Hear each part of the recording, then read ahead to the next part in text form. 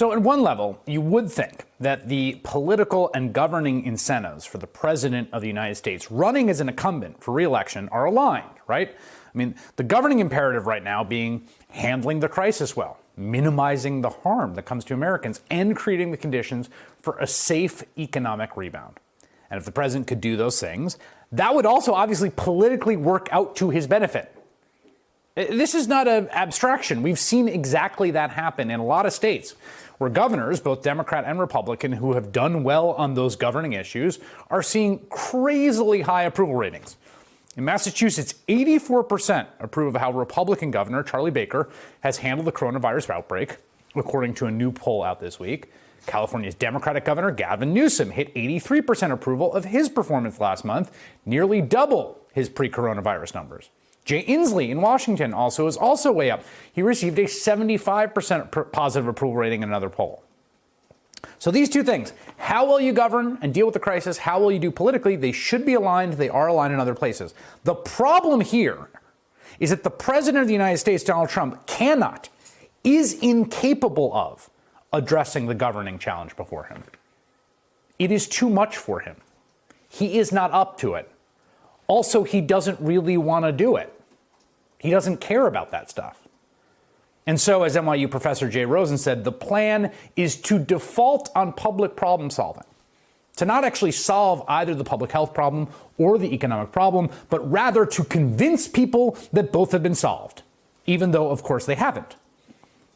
It will be a propaganda and disinformation campaign to make people think that things are great, as the death toll goes up and up and up, and the economy sinks to near Great Depression era levels.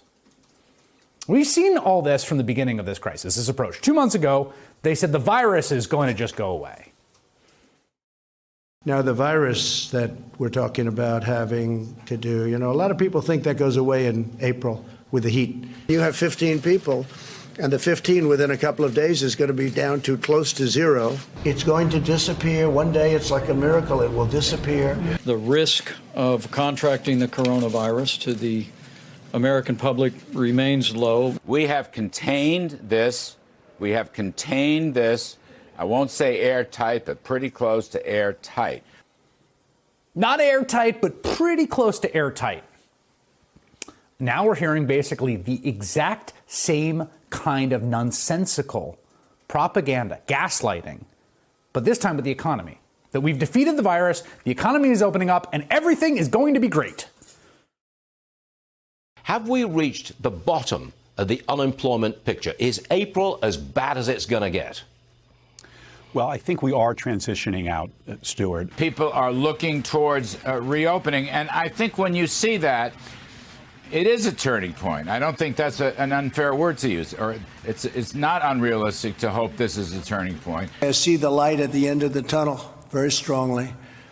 This demand is going to be incredible. I think next year is going to be an incredible year for our economy.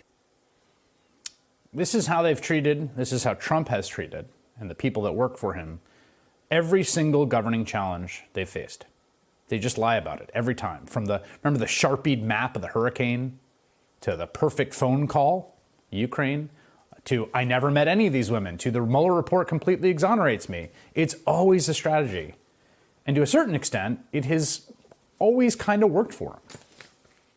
Just remember, what you're seeing and what you're reading is not what's happening. We've seen the president and his administration do this over and over. What you're seeing, what you're reading, it's not happening. And now they're going to try to lie their way through the worst disaster to befall this country in maybe a century.